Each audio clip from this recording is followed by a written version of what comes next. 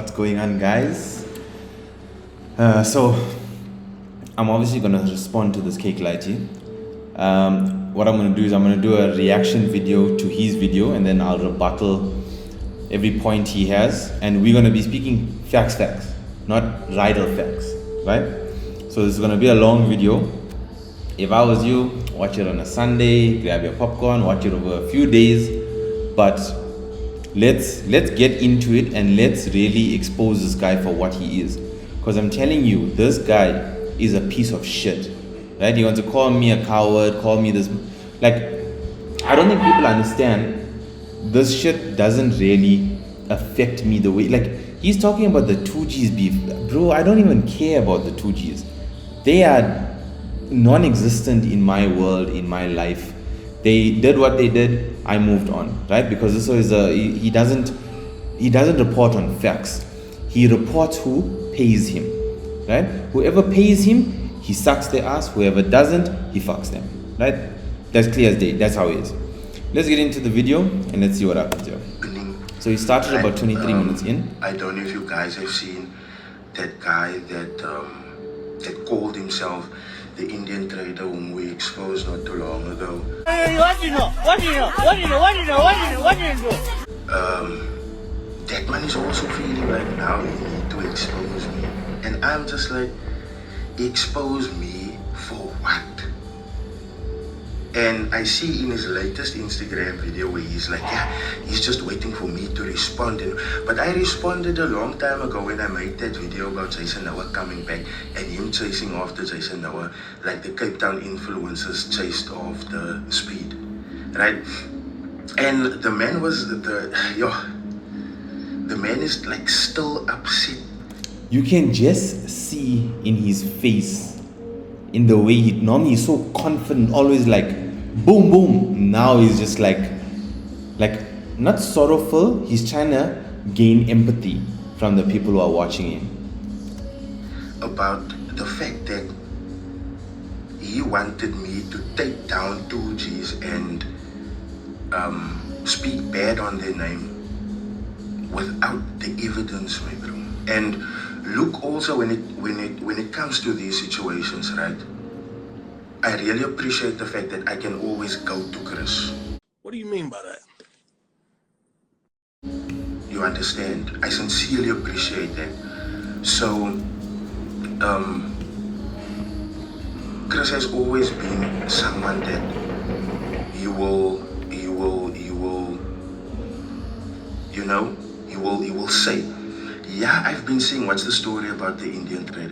Incognito, so I'm going to tell you where it started, right? And then I'm going to come to where we are right now. So, obviously, you've seen Jason Noah has now made a post. He's with Prime XPT. And then you saw that the Indian trader made a post saying, oh, welcome back. Now we're just waiting for Idol to comment. Which I then now made a video, and he's most now trying to gain attention by constantly like posting, oh, I'm a scammer. And he posted my intro that FBI open up, right? So this all started incognito with the fact that if you remember well, the Indian trader and 2Gs also had a tiff, right? And before they could work together, Chris actually cut the deal because it wasn't beneficial to like Chris and them, right? Then afterwards, Chris came up with an indicator, and he now came to me, the Indian trader, saying, oh, but Chris stole his software and I need to expose this, right? Right, let's start with the first fact. What he said, I came to him, right, to go to Chris to expose him. Let me show you who messaged me first. Let's come here. Here, this is where it started. Right here, there's the date and time. Look here, replied to the Indian trader story. Damn bro, what went left between y'all guys? I thought you were cool. Hey bro, host a podcast between me and him. I want a live podcast in an unbiased room so he can't hide behind anything. Did I go to Rydell? or did he come to me? And just by the way, this is the only line of communication that I have to Rydal, right? On this Instagram chat. The only other time I did WhatsApp him was when we were exposing that other scammer. I forgot his name, but so Rydal wanted me to send him the proof and the evidence. That was what I sent to him on WhatsApp. Rydal never messaged me on WhatsApp. He never called me on WhatsApp. Nothing. I will get to the chat and I'll show you. It was only me sending the evidence. He never even acknowledged the evidence, but I sent that to him. That was for a separate case, right? So yeah, point number one, I did not go to him. He came to me, right? Let's settle that first line of bullshit that he speaks. So I told him, like, cool, if Chris is found in the wrong, I will most definitely have to speak about it. Cool. I go to Chris, I'm like, my bro Chris, this is what is happening. This man is saying that you and Keegan stole his software, right? And will you be willing to send the code of that software that you have, that he thinks you have stolen, the one you recently released? And I will compare it to the code of his indicator. I'm just waiting for his indicator to be sent to me, right? So Chris told me, yeah, let me know when he sent his indicator and I will send mine and you can do your independent research. I wait them by my link, shout out. So I was gonna take these two codes to a coder and I was gonna ask the coder, listen, my bro, tell me between these two, what is the original, what is the fake? If it's the same, if it has been coded with the same language, if there's a lot of similarities, then obviously it means that Chris them stole his software, right? And the moment I asked him, but listen, Chris said he's willing to send the code. Can you send your code so that I can compare the two and I can most now decide? Because that is independent research, my bro. I can't just go off his word if there isn't evidence for it. You understand? Yes, understand. So, he went off on a Moorse tangent, right? You went off on a Moorse tangent. Yeah, I'm protecting 2Gs and all of this. But so let me stop right there. Number one, he did not ever ask me for my code. Not once he asked for the code. The one thing I did ask for, get us on a live, and the reason why I wanted a live was so that nothing could be edited out. Live, unbiased. That was the only thing that we spoke about. So what I'm going to do is at the end of this video, I'm going to go through this entire chat, play every single voice note here, and you will see that not once he ever asked for it. When he's saying I went on a Moorse tangent, the tangent that I went on was after he posted his video about Chris and I. The tangent I went on was, bro, how did you post this and say all of this without asking me for evidence? Right? I posted it on my Instagram story the other day to show that back in the day when this video went off, the time the beef started with me and Rydal was when he reported on things that was not the facts. How can you report on something without even asking me anything about the actual code? He never asked anything. So my beef with him was when I called him out on Instagram is, bro, you didn't even ask me for evidence. You didn't ask me for anything.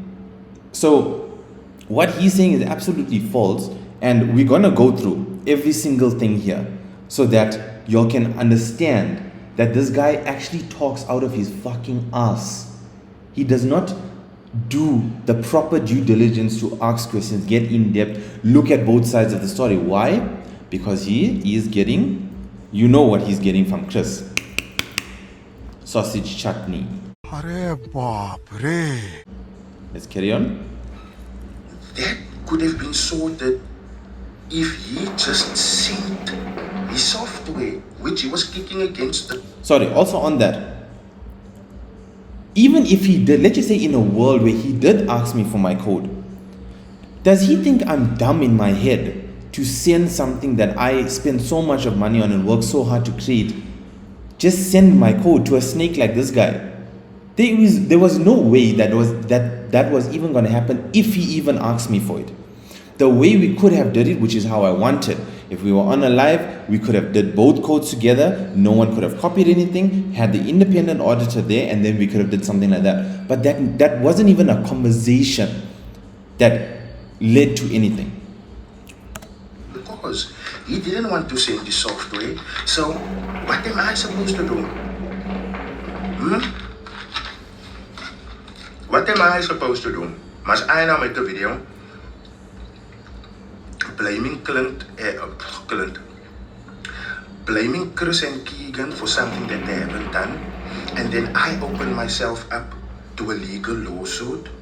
And I mean, this brother's a fucking coward, let's be real, because the moment that video came out, right, he changed his name. He changed his name. That is why his name went from the Indian Trader to the Funded Trust SA, right? So after that, I didn't. So, second bullshit line that he speaks. My name on Instagram changed, and it was not my name. My Instagram handle changed from the Indian Trader, and it used to have my name in my bio, right? Because I had the verified badge.